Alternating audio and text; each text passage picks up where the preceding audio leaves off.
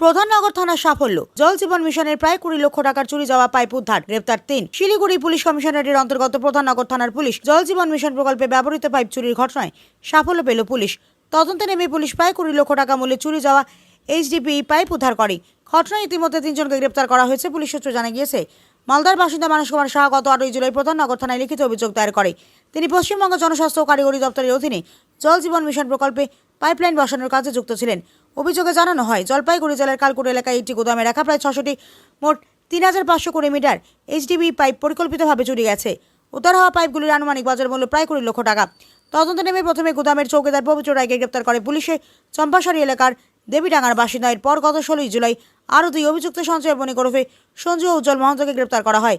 5 দিনের পুলিশের হেফাজতে জিজ্ঞাসাবাদের সময় অভিযুক্তরা চুরির ঘটনায় নিজেদের জড়িত থাকার কথা স্বীকার করে। তাদের দেওয়া তথ্যের ভিত্তিতে আলিপুরদুয়ার ও জলপাইগুড়ি জেলার বিভিন্ন এলাকায় তল্লাশি চালিয়ে বিপুল পরিমাণ চুরি যাওয়া এইচডিপি পাইপ উদ্ধার করা হয়। উদ্ধার হওয়া পাইপগুলির মাধ্যমে 160 মিমি, 110 মিমি, 90 মিমি ব্যাসের শতাধিক পাইপ রয়েছে।